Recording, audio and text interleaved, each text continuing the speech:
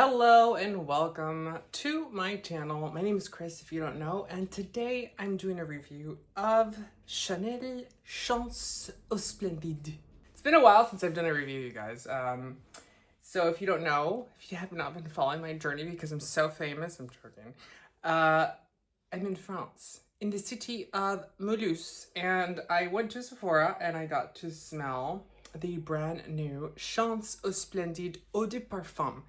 So there's an eau de toilette and there's an eau de parfum. So it is obviously, following the same guidelines as the rest of the Chance family. So the spokesmodel for this is Angèle, which is a famous singer in France. She's actually not French though. She is from Belgium and I do like her. I think she's cute.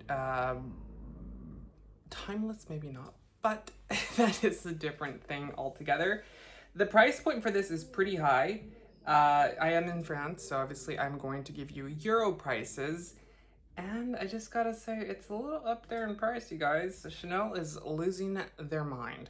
So if you get a 35 ml bottle, it is 87 euros. If you get a 50 ml, it is going to be 125 euros.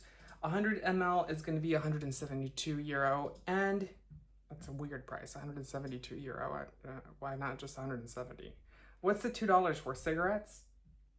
And then there is 150 ml size, which is going to retail for 207 euros. Again, what is a $7 for euro? The fragrance itself is following the same, principle as the entire Chance family.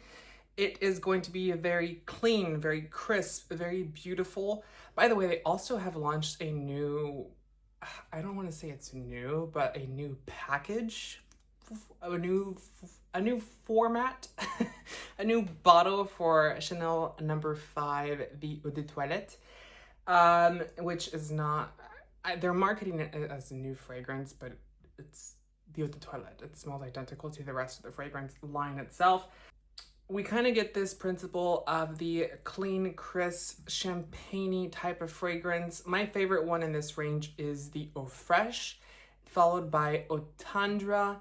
Eau Vive is one that I launched because I worked for Chanel during this time period when they launched this fragrance, but not my favorite one. It is based on blood orange as a note, which was very trendy that year. And now we have Eau Splendide, which is going to be the purple version, if you will. First impressions, it's giving off, I don't know. It's giving off very generic vibe. That sounds very off. It's giving off very everyday vibes, if you will. Very safe, very appealing, very likable. Also more leaning, instead of on the citric notes, on the powdery elements that Chanel is so famous for and that they do so well. They're leaning more into the fruitiness of it all. Lists the main accords as a fruity, powdery, rose, sweet, violet, musky, woody, floral, fresh, and iris. So I'm not sure why rose is separate from floral, but it is here. And yeah, I have to agree with that. For the most part, it is a nice fragrance. To me, it leans more into the fruity elements, which is obviously the top accord listed here. Does it lean powdery though? Not necessarily. The fragrance itself is giving very much, if you've ever smelled Gucci, the Eau de Parfum 2, it's kind of like leaning back into that early 2000s vibe, those fragrances that were very like synthetic-y, but at the same time floral and powdery, sparkly, but this one is a little bit more refined, not as sharp as the rest of the Chance family. I think longevity is good. Packaging, it's the Chanel Chance bottle. I mean, it's a round bottle with a square top on it. The Eau de Toilette has a frosted cap and the Eau de Parfum has a silver cap. I don't know. I think that the fragrance itself is cute and all. Is it worth the price point? No. I think that at this point, the Chance family, which is the range of fragrances that this one belongs to, is a bit expensive. It's a bit much. It's not necessarily worth it, in my opinion, anymore. Unless you go for the Eau de Toilettes. I personally like the Eau de Parfum version of the Eau Fraiche and Eau Tendre. but I prefer the Eau de Toilette versions just because they are the original ones. And this range, like the Les Eaux,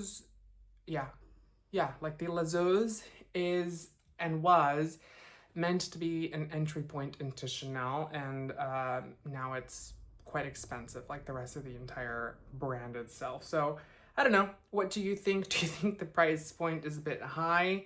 Do you think it's worth the price point? Do you not? Let me know all of that down below in the comments. Don't forget to give the video a thumbs up and subscribe for more fragrance related content. Until next time, take care.